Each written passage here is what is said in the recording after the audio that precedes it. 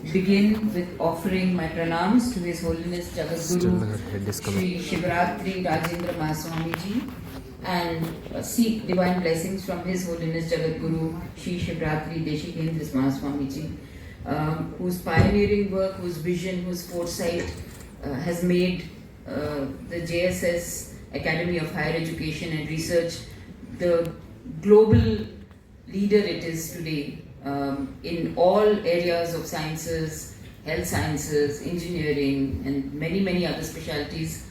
Your Vice Chancellor, Dr. Basavanagowda was telling me this morning the range of educational institutions that are there, and the kind of service that is being offered, the kind of quality of education, and a very holistic education. So I do believe that each one of you is very fortunate to be part of this institution, and it is my great honor and privilege that you have considered me for this oration. I would like to, of course, thank the Vice Chancellor, Dr. Basavanagowda, and Dr. Ravi Kumar, the Chairperson of the Academic Society, all the dignitaries who were there on the dais, off the dais. Thank you for coming, spending your precious time to listen to me. With all the things that I was hearing about Pioneer and this and that, I was like, no pressure here, I have to perform. And I hope in the next 40 minutes or so, I can discuss some aspects of maternal mental health. It's a wide canvas. There are many areas of research, but I have chosen some specific areas following some extensive discussion with Dr. Kishore, who as you all know, is a real tour de force in the area of mental health under the mentorship of Professor Satyanarayan Rao. And as a young person, as a young professional, he has really shown so much promise, and I'm delighted that we are working closely together on many aspects, and maternal mental health being one of them. So I'm going to talk today about matrescence and beyond, and take you through the journey of what it means to be a mother in today's world, and also why it is so important to pay attention to maternal mental health for not just the mother but the generations to come. So I bring greetings from NIMHANS, which is my alma mater. I have trained there, and except for a stint working in mother-baby units in the UK, I have come back to set up services, to enhance services in our country.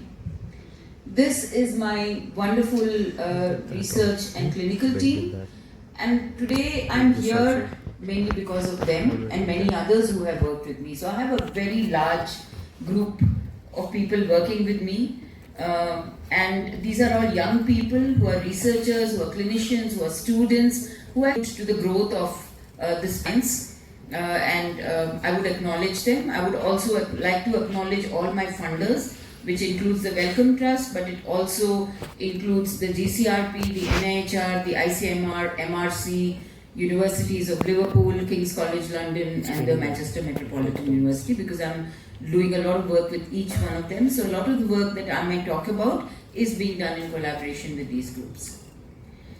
So this is the outline of my talk. I'm going to talk about what is matrescence, what happens when a mother has emotional stress, what is prenatal stress, the various types of prenatal and postnatal stress, what is the downstream effect on pregnancy, the infant and the child of the stress that the mother goes through, and some findings from our cohort study, which is called the Bangalore Child Health and Development Cohort Study.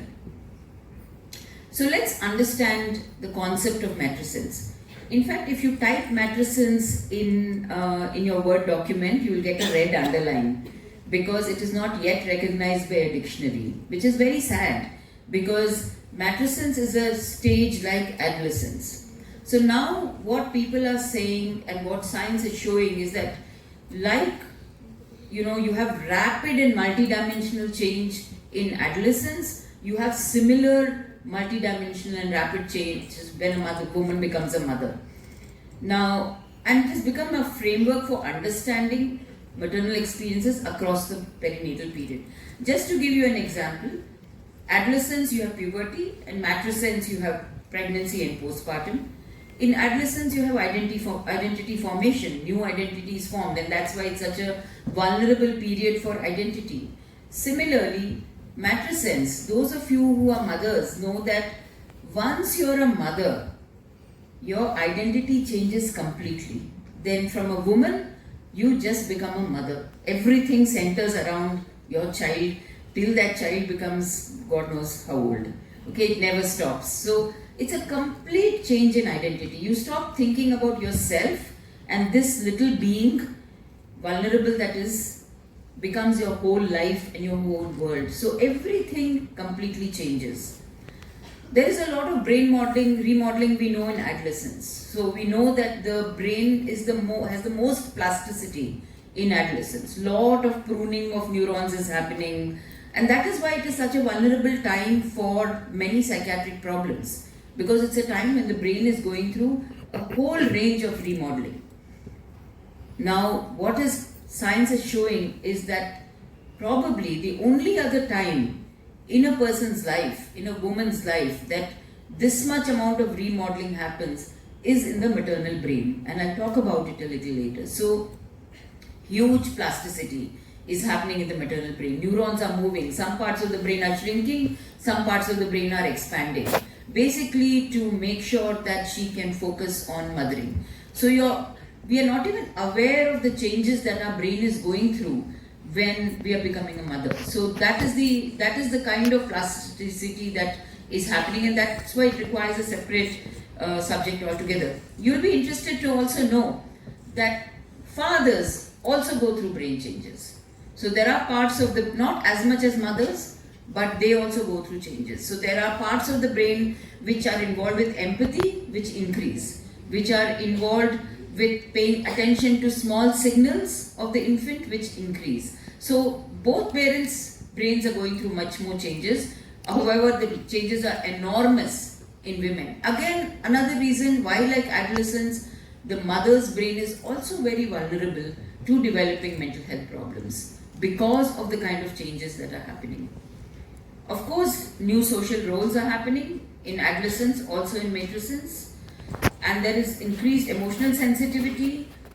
In adolescence, you know that adolescents become very, very sensitive to anything that you say, but in matrescence, there is more increased emotional responsiveness. The mother, you can see that a woman is becoming much more responsive to the environment around her.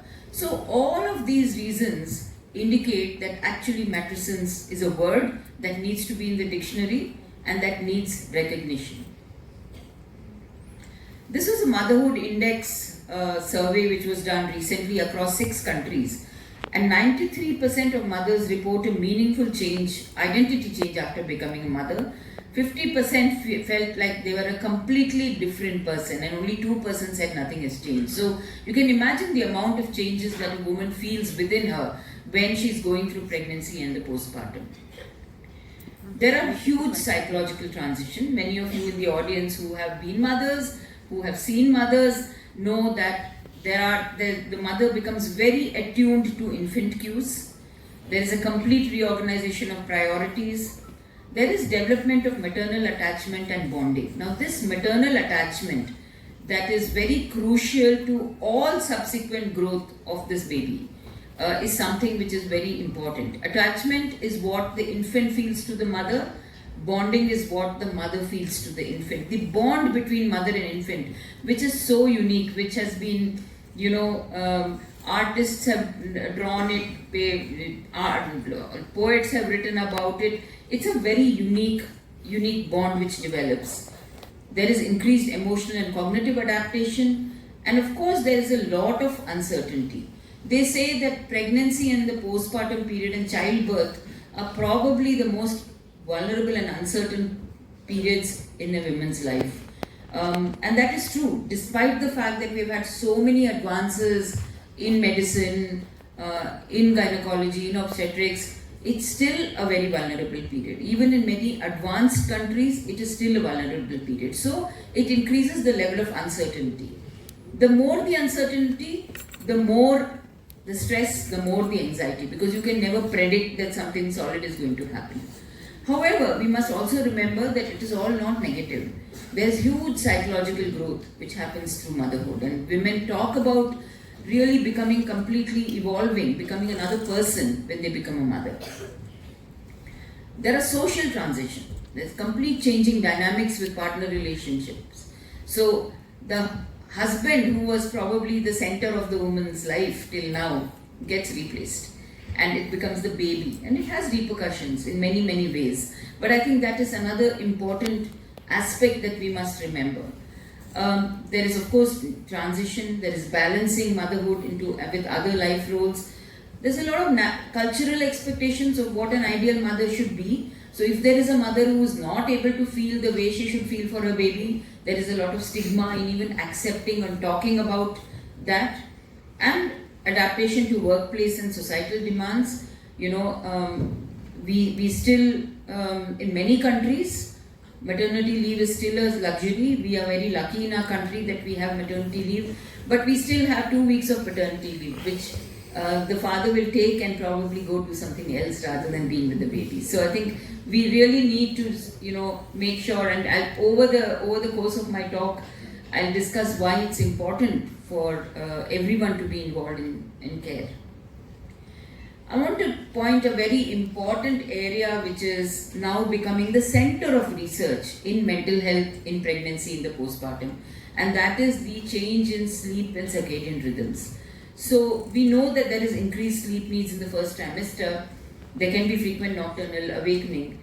There's a lot of physical discomfort, hormonal, and completely altered circadian rhythms. So now the fact that sleep becomes so disrupted in pregnancy and much more in the postpartum is coming through as an important factor that determines mental health for mothers. In fact, what we are doing now is for mothers who had some past history of a mental health problem, not necessarily a severe mental illness, but it could be anxiety, depression.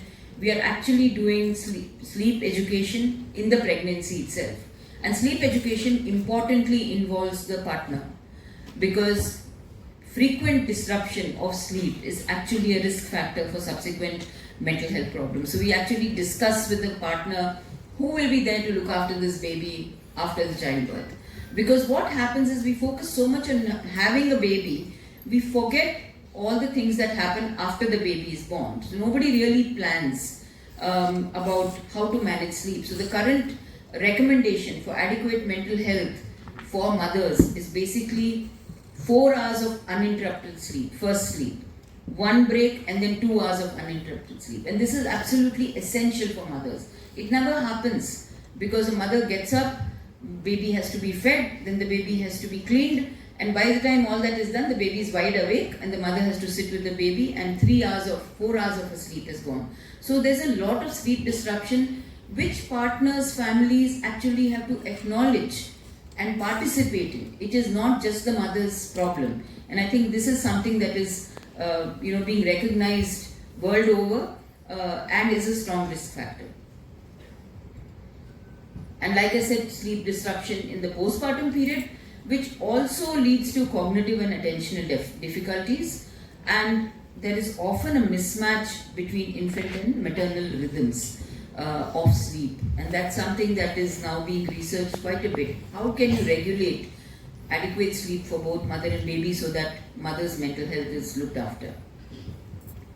In fact, they say that 70% of mothers get fewer than 5 hours of unbroken sleep per night, a level of deprivation that clinically impairs decision making, emotional regulation, and cognitive function. It's a health crisis so normalized that it doesn't register as one. So there are many things about motherhood which we have normalized, which we have assumed that it should happen this way without realizing the impact it is having on a mother's mental health. So there's a lot of research now going on what is called the maternal brain or mommy brain. Mothers will talk about brain fog or mommy fog, that can happen when the baby is born. And it is real. The signs of forgetting everything but the baby. So what happens is the way the brain is structuring itself, that we are not interested in thinking about anything else but the baby. So there's a lot of forgetfulness and poor concentration related to everything else but what is most important. And this is evolutionary. This is how the brain has, maternal brain has evolved over the years, trying to pay attention. And there's a wonderful study which was published in the journal Nature 2 years back, which took the world by storm. Till then, people were not very sure about the brain changes that are happening in pregnancy and the postpartum. And in this particular study, what the scientist, who was also the author of the paper, what they did was, she was going through IVF. So she had 3 fMRIs before the pregnancy, before the implantation. Then she had 15 MRIs through the pregnancy and another few after the pregnancy, so till the first year postpartum. So all in all, this woman voluntarily, pre-pregnancy, pregnancy, post-pregnancy, had 26 fMRI findings and PET scans to see how the brain changes. And what we found was that the grey matter decreases, but the white matter increases, the connections increase. Parts of the brain which are important for empathy enlarged. And that is where the focus was going. And that is why the women were not able to concentrate very well, because parts of the brain which were important for bringing the baby into the world and taking care of the baby were what was increased.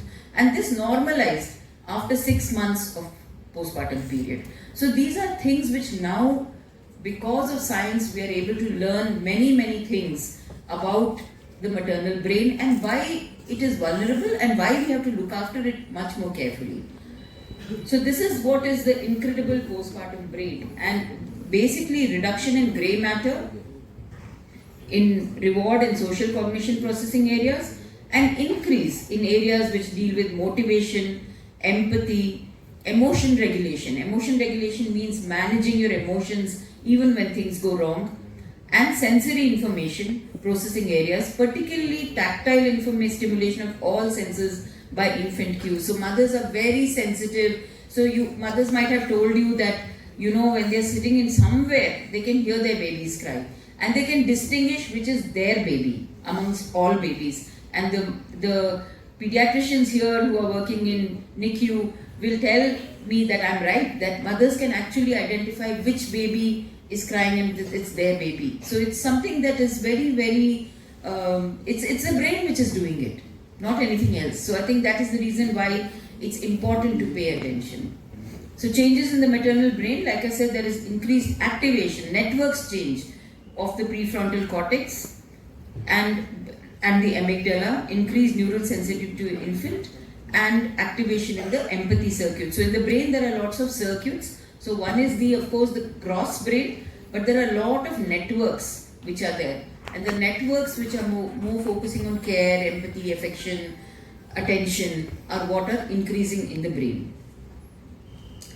So having seen that these are the challenges a woman is facing when she is pregnant, and the fact that her brain is quite sensitive at this point to many things. It's a great brain at that point. It's doing all the right things, but because of the amount of plasticity that is happening, the amount of changes that is happening, it is also more vulnerable, like in adolescence. So this is something that in the last about 10-15 years has become a big science about early life experiences leaving biological footprints that last decades. So what our mother thinks, feels when we are in her womb and in the first few months of postpartum determines many of our things, many parts of our life, lifelong. If you want to change generational health, both physical and mental, paying attention to the first 1001 days of a baby's life with the important life in the womb becomes very important. And maternal mental health is like one of the most important aspects of it. So this was a Time magazine which talked about how the first 9 months shape the rest of your life. Most of you must be knowing Professor Barker, who basically talked about the developmental origins of health and disease. And this work in the UK, which spanned many years, found, interestingly, that people in their 40s who had hypertension and diabetes, he traced back their records and found that the mothers had nutritional deficiency, and that was what determined what between people who didn't have these problems and had the problems, it was, the difference was nutritional deficiency in the mother. Now this is being extrapolated also to what happens to mothers' mental health and what happens downstream. So many of you must be knowing the concept of fetal programming. So it's basically environment in the fetus during different critical periods for specific outcomes can alter the development of the fetus with permanent effect on the child. And this is a field which is growing a lot and is one of the basis of why we are paying so much attention to maternal mental health in many countries. So what are the types of different, when we say prenatal stress, what do we mean by that? We mean life events. So if somebody's had a bereavement, somebody has lost someone in the pregnancy period, that is a big life event. So many mothers come to us and say they lost their parent, they lost a best friend. During COVID, there were many losses which were happening. So that is a life event which actually increases the stress level enormously. Domestic violence, I'll show you some data. We would think that in pregnancy there is no domestic violence, women are looked after very well, but that's not necessarily the case. Rates of domestic violence are pretty high, and I'm going to show you some data. There can be pregnancy-specific anxiety. This is a unique condition where the mother is mainly worried not about anything else, but about her own health, her baby, the pain that she may feel during labor. So it's all about the baby and herself.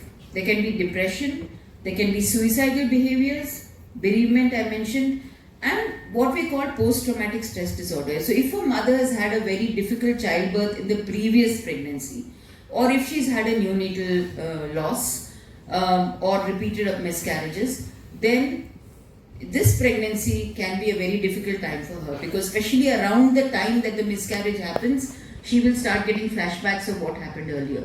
Around the time that the baby is going to be born, she may again relive the trauma that she went through. If she had a very difficult childbirth or an unsupported childbirth, disrespectful childbirth, she can remember these things. So all of these things can cause stress. I want to give you one example of studies which were done around stress. So what happened, we all know what happened in 9/11 when the Twin Towers came down. So what the scientists did, this was an NIH study, which basically looked at the areas around the Twin Towers. People who were near, people who were further, people who were further. And they traced all the pregnant women in that period. So pregnant women who were immediately within 5 kilometers, who were 10 kilometers, who were away. And they compared developmental outcomes of the babies of each of these mothers, because the stress levels are higher in people who are closest to the Twin Tower blast that happened. And lo and behold, what they found was actually both behavioral and developmental problems were much higher in the women who were closest to the 9/11, to the Twin Towers. And this was a very famous study called the 9/11 study, because it gave an opportunity for us to actually think, when there is a huge stress which can happen in a mother's life when she's pregnant, what can be the downstream impact, controlling for everything else, that stress like this can actually impact developmental outcomes. This was another very famous study which looks at prenatal stress, which is called the Project Ice Storm. Project Ice Storm, this was a Quebec, which is a state in Canada, had a big ice storm. People were cut off for about 45 days from electricity, water, heating, everything. It was a very stressful time. They followed up mothers who were pregnant at that time and looked at what happened to those babies. And what was interestingly found, that some mothers coped with the situation very well. They had very good preconception coping skills. That's how they were. For some mothers, it was very devastating. It also depended on resources. Some mothers had resources. They had money, they had food. Some mothers didn't. All of these seem to increase the level of stress and there was an impact on developmental and behavioral outcomes. So that was when studies started thinking, okay, what is it that is changing? What is happening? So mother's feeling stress, how is it going to the fetus? Let's look at the science of it. So that is when we started discussing how maternal stress reaches the fetus, because we all will think, how does maternal stress reach the fetus? Cortisol, of course, is the biggest culprit.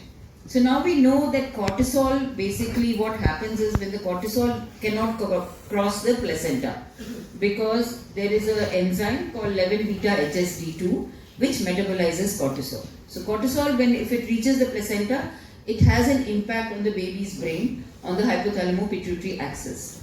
What happens when we have very, very high levels of stress is that cortisol levels increase tremendously in the mother. There is down-regulation of the enzyme. As a result, the dehydrogenase enzyme is down-regulated. As a result, the cortisol reaches the fetal brain, particularly the HPA axis, dysregulating the HPA axis, which can lead to many outcomes, including low birth weight, HPA axis activation, and altered neurodevelopment. This is the the most researched mechanism which has been done. There is a sweet which you get in Australia, Canada, which is called licorice. Some of you may have heard about it. What they found was women who were eating licorice were actually having babies with developmental problems, not gross development problems, but ADHD, neurobehavioral problems. And when they went back, they found that actually what licorice does is that it inhibits the 11-beta-HSD2. And that is how they realized that 11-beta-HSD2 is a very, very important enzyme, and high levels of stress can actually impact it and lead to downstream effects.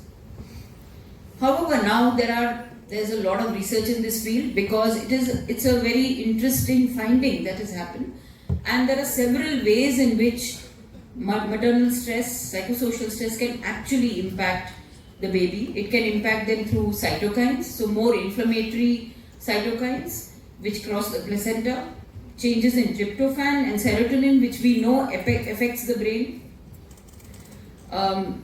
Oxidation can happen, changes in catecholamines, and changes in microbiota. So many researchers are now trying to look at how all of these things can impact the fetal brain and the fetal body. So these are some of the things which are now coming up as newer areas of research.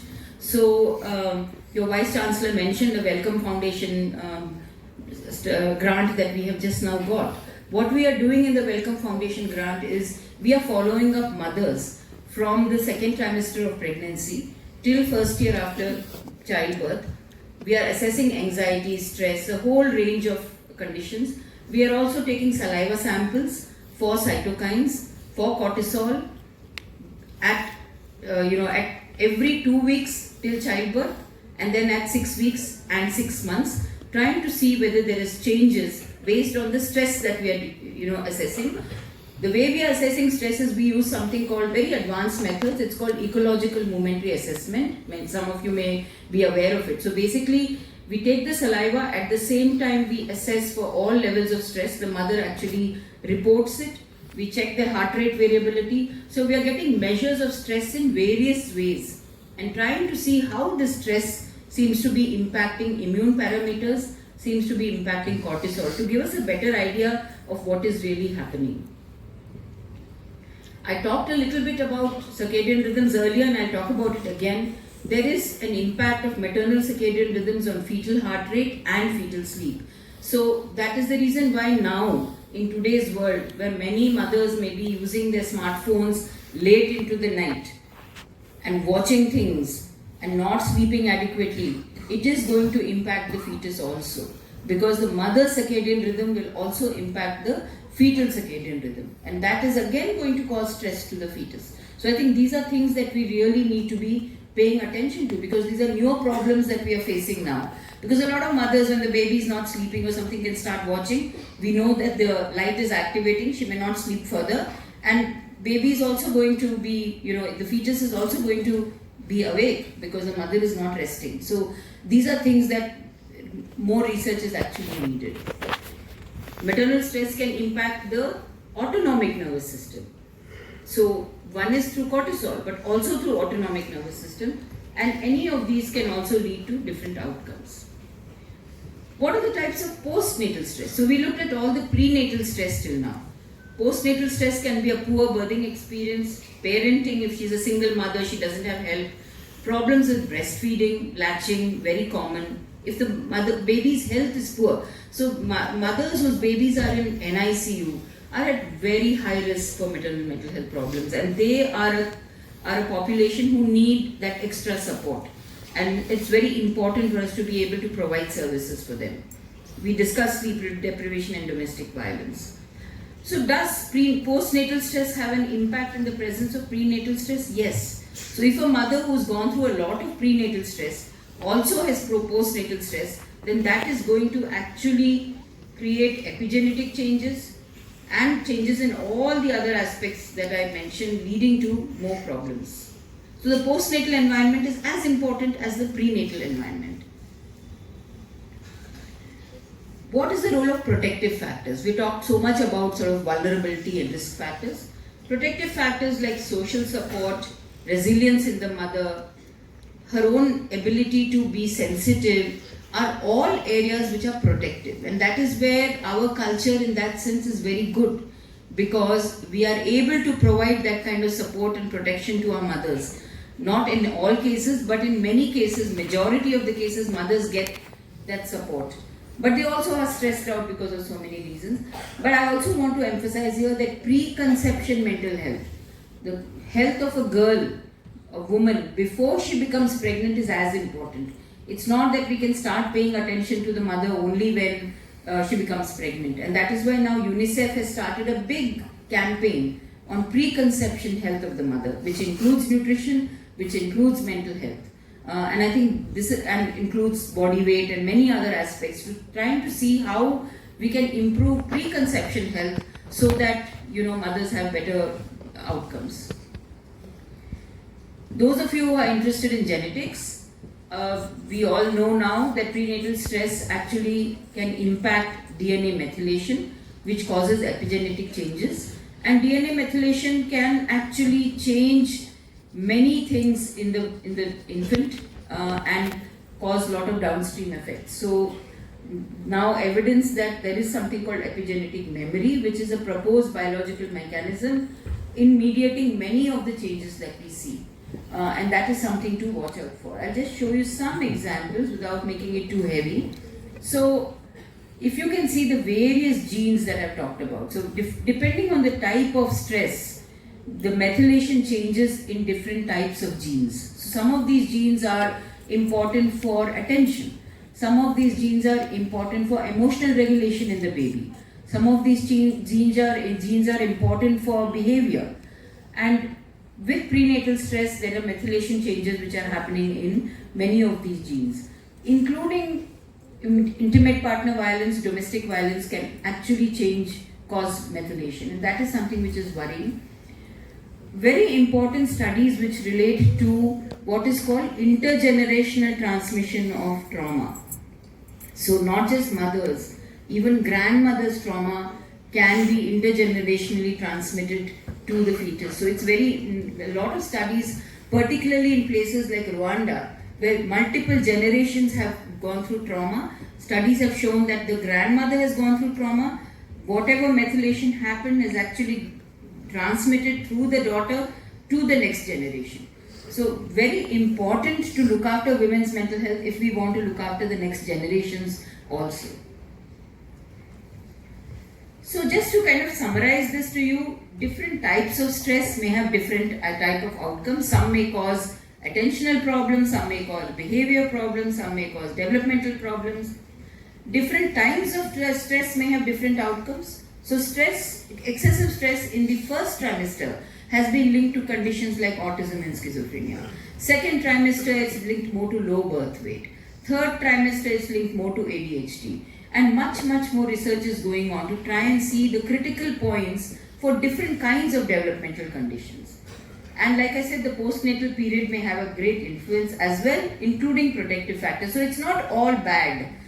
there is a lot of things that you can actually do to enhance and make things better for the baby. Finally, I just want to go through what is called the Bangalore Child Health and Development Study. This is a cohort study which we are doing in South Bangalore, which basically followed up 909 mothers. This is a study which has been jointly funded. First wave was funded by ICMR and MRC, and subsequently we have got funding from MRC. We have followed up 909 mothers from their first trimester of pregnancy, and now the children are 10 years old. So it gives us such a wonderful opportunity to look at what is happening through various points. So we have done assessments for mental health and cortisol, immune markers in the first, second and third trimester of pregnancy. Then we had some funding problems, so you can see sample went down. Then again during COVID also we followed them up. So we've done 6 weeks, 6 months, 1 year, 2 year, 5 years, 7 years. And now the kids are 9 years old and we are trying for funding to follow them up through adolescence, which is a very, very important time. But what a cohort study like this will tell us is what are the things which happen in pregnancy and at what point downstream effects happen on the child. So what have we done in the Bangalore Child Health and Development Studies? This is 3 waves, including the pandemic where we did phone follow-ups. So we did repeated measurement of various mental health problems, including family violence, domestic violence. We are doing detailed neurodevelopmental assessments of the child and anthropometry. What we call dyadic measurements. That means we look at how the mother and child are interacting with each other. And we do videos of this. So we have a lab which we call the Mother-Baby Lab, which is in the community, because these families are community samples. They will not come into a hospital. So we have a community lab where we do these assessments, we video them, their interactions to try and see what is the quality of interactions. Does that make a difference? We also invite grandmothers and fathers into the video to see if a mother is depressed, if a grandmother is around, does it change outcomes? If a good father is there, does it change outcomes? So these are things which will actually give us a lot of potential for intervention. We do maternal cortisol and then we take child saliva sample for gene and environment interactions and for methylation at 1, 2, 5 and 7 years. And it's very interesting because these kids actually come into the lab and we tell them they're not supposed to brush. So they're very happy because they don't have to brush. And they come to the lab, we take their sample, we give them a toothbrush and toothpaste, and then we give them breakfast and then do all the assessments. So they literally spend about a day with us at these points. And it's very interesting because we've seen these children as babies and now we are seeing them as 7-year-old, and we can actually see the trajectory and what all factors are influencing this, including the prenatal stress and the immediate postnatal period. We also look at factors like gender discrimination and to study whether that makes a difference to outcomes, and also studying grandparents and fathers. So we are also looking at fathers' mental health and grandparents' mental health, particularly the grandmother, because in many families the grandmother is spending more time with the baby than the mother. So does that help? I mean, if a grandmother is also depressed, will it make a difference to the baby? So all of these things are actually being studied in great detail because these are unique cultural things. These are things which are not present in Western countries. So Western research will not be able to tell us these are buffers. We are trying to understand the buffers also for the child, even if the mother has been depressed in the prenatal and postnatal period. We look at maternal sensitivity. So sensitive mothering is a very important aspect of helping a baby learn to manage emotions. Like I said, the first 3 months of a baby's life are super important because that is the time the baby learns how to soothe itself, how to manage my emotions, how to feel secure. And if that doesn't happen, then later in life there is a problem. So the ability of a mother to understand an infant's emotional state, to rapidly respond to it, and to restore regulation and help the infant to manage emotions. It's a very important aspect of mothering, which, can support the infant later in life also. These are some of the videos I'd like to show what we do. So we are actually doing the videos of the mother-child interaction. This is at 6 months that we are doing it. This is in the lab. So basically what we do is we tell the mother to bring the baby's favorite toy and we give a basket of toys. It's a 14-minute video. 7 minutes the mother plays with the baby's favorite toy and 7 minutes we give a standard toy set. We video it and then we code it. The video is 14 minutes, the coding takes 2 hours. Very, very trained raters are there. This is called the NICHD rating, where we rate the mother-infant interaction. How sensitive is the mother? Does she respond? Is she pushing her agenda into the baby's play, or is she following the baby's agenda? Is she understanding the baby? How is the baby responding to the mother? How much is the baby looking at the mother? What are the kind of verbal and non-verbal cues? So it gives us a good idea about maternal sensitivity, and we find that mothers who are depressed are obviously much more withdrawn. They are not actually active, and trying to use that as a variable to understand the importance of mothering for the baby. We take the saliva samples, like I said, and we also do very detailed neurocognitive assessments. This is one of the studies which we published, which looked at anxiety and depressive symptoms in pregnancy, and what we found was that the birth weight was differential in male and female infants, with maternal depression affecting male fetuses more than females. So male babies had lower birth weight compared to those mothers who were not depressed, but in females it didn't make much of a difference. I was talking to you about domestic violence during pregnancy and postnatal period. This is our cohort data. If you can see, it's not very low at all. So this is pregnancy and postpartum. Psychological violence almost 42%, postpartum 37%, physical violence in pregnancy 15.8%, and post-pregnancy around 16%. So if women are facing, so imagine if a woman is facing violence, what kind of stress she is going through in her pregnancy and what impact it's going to have on the fetus. This is my PhD student who's just got a PhD on this topic. This is my collaborators, where we looked at any domestic violence and its relationship to child emotional problems, and what we found was that any DV was significantly related to child emotional problems, and it was mediated through postnatal depression. Even when we controlled for prenatal stress, this fact remained. So domestic violence related directly to child's emotional and behavioral problems in pregnancy and in the immediate postpartum period. It's similar, that was emotional problems, this is behavior problems. We have just published this study. This is my other PhD student, Kavya, who's just again submitted her thesis, where she looked at biomarkers. And what she did was she had 157 paired mother-child samples. We had maternal blood samples where we looked at offspring saliva. We looked at inflammatory pathway genes and stress regulatory genes. So what we found, if you look at this graph to just summarize it, that maternal IL-6 had a significant negative correlation with IL-17A, and these are all emotionally regulatory genes. So maternal cytokines had an impact on the infant cytokines. If you see this, again, it shows maternal IL-6 and DNA methylation at 2 years. Again, maternal cytokines and stress has an effect of DNA methylation at 2 years, and similarly at 5 years. This is just to give you an idea that immune markers, a mother's mental health, how it can impact downstream effects, and the science is actually showing that this is what is happening through different pathways, through either immune pathways or through cortisol pathways. Alternate caregivers in a child's life in India, how will it influence outcome? We still don't know, because we have many, and like I said, this is my another student Rupa, whose job is to work with grandmothers and fathers, and she videos them interaction with the baby, and she actually checks with the mother and grandfather, grandfather, how much time and what activities they are doing with this child, to see what is the level of shared caregiving that the mother is getting. So if a mother is going through stress, depression, what is the kind of support she is getting from any of these? Only half of our sample has alternate caregivers. Another half of mothers don't have any alternate caregivers. They are doing the work alone. So it will give us a good idea about comparison. Mothers with depression who have alternate caregivers, mothers with depression who do not have alternate caregivers. What is the impact going to be on this child?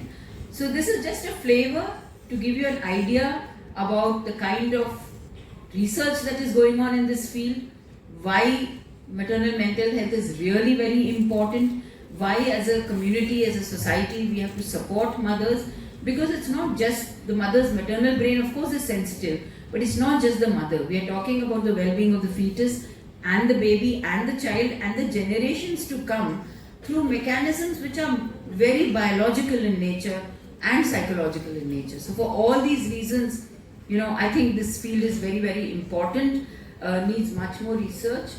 So what we need for advancing research in this field is well-defined cohort studies with an interdisciplinary team.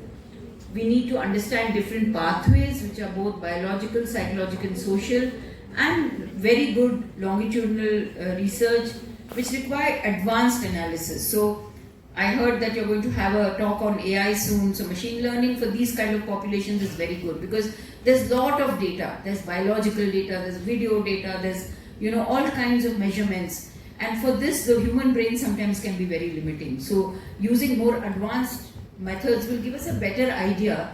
And these things are important because we need to know where should we intervene, at what time should we intervene, how much should we intervene. And these are all community samples. So this is what is happening in today's world in urban Bangalore. It's not research from some other country. It is research from our country, which is so important. So finally, if early adversity becomes biology, then prevention, care and policy must begin much earlier than we once imagined. And I would like to end with this. And these are my QR codes if people want to access any papers from those